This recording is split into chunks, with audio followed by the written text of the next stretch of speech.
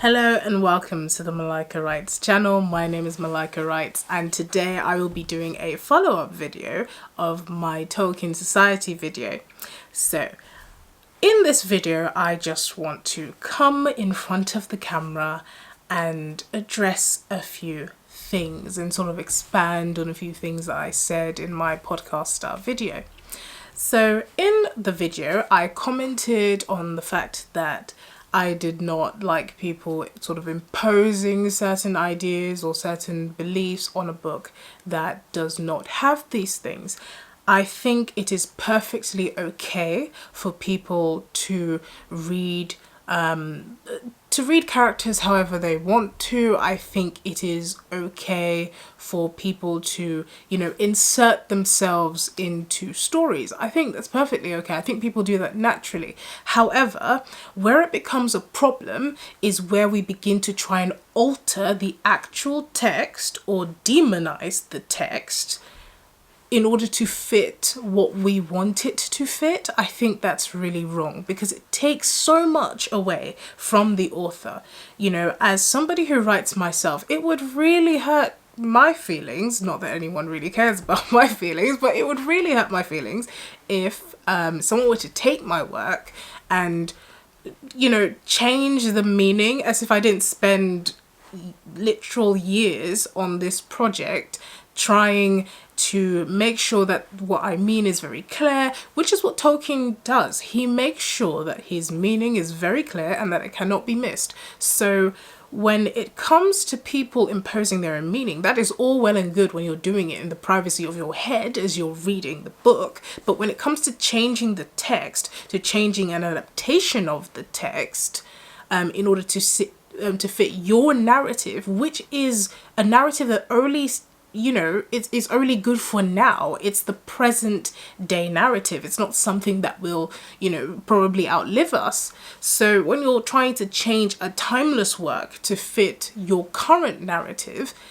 it's not a nice thing to do. It's not a proper thing to do, and it actually discredits the author a lot. It's claiming to be a fan of the work and yet finding so much fault to the point where you want to change the work, its meaning, its essence, I think it's wrong. And, I don't think it's something that should be encouraged. I have to say I'm a bit disappointed with the Tolkien Society for this. I don't think those subjects weren't necessary. I don't think it was important to have those talks. Considering what Tolkien wrote, who Tolkien was, I don't think it was necessary to have those talks at all. I know a great many YouTubers who are actually very upset. They have large followings. I have been in the comments reading what fans have to say, and they're not happy about this. They're not happy with the changes that are made. I, as much as the next person, enjoy people's creative works that spin off from Tolkien. I've seen people who make Elwing black or who make Nerdinal dark-skinned with freckles. I've seen people who do things like that and their art is amazing. I mean, I follow some of these people. I don't mind this at all. However, when we start to criticize the work because of our own biases, which is what it really is, it's a bias and a preference, then it becomes a problem.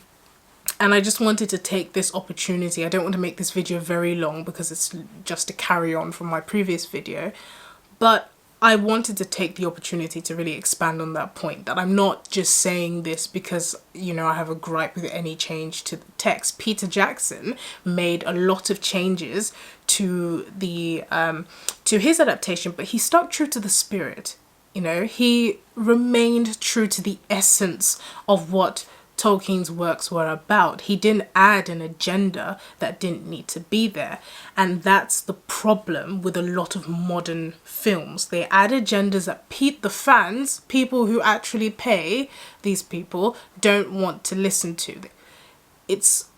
Let's leave certain things in the realms of the news and politics. It doesn't need to come into entertainment, especially when you're coming into I don't even know what that was, but it doesn't matter when you're coming into a franchise that is well established. I mean, when we're looking at the TV show, for example, let's talk for a minute about the TV show. A lot of the news that's come out about it is a little bit disheartening.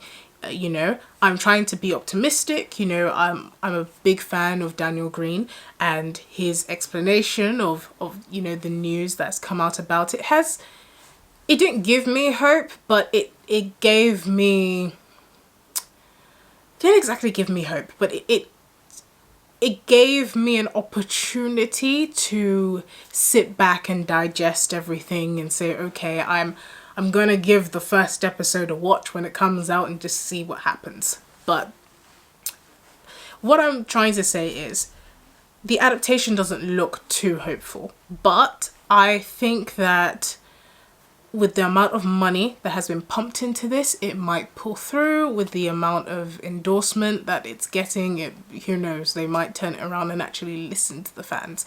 But what I'm trying to say is the success of that TV show depends on the fans. The Lord of the Rings is a franchise that has a huge age range in its fandom. People who literally grew up with the books and have children of their own, and their children have read the books.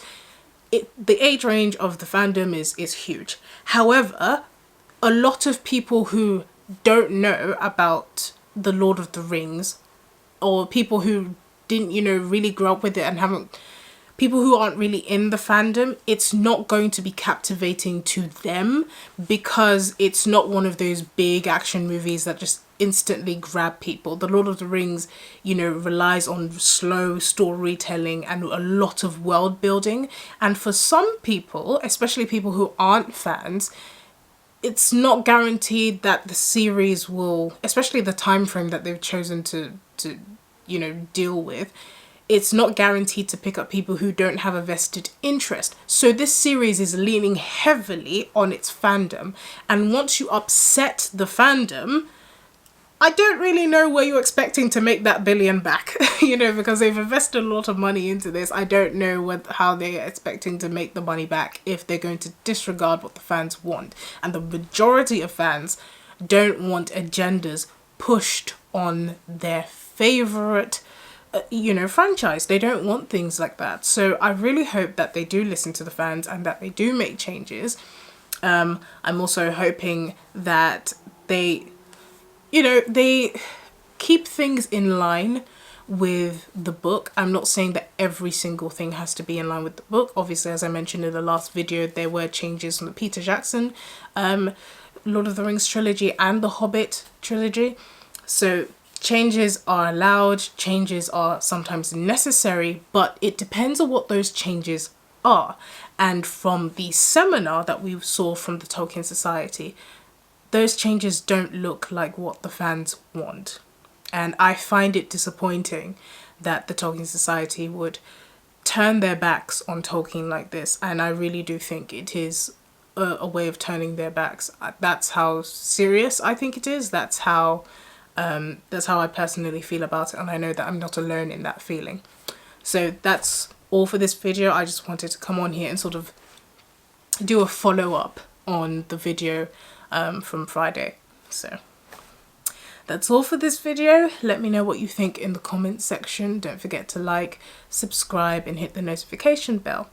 Thank you so much for listening, and have a lovely day.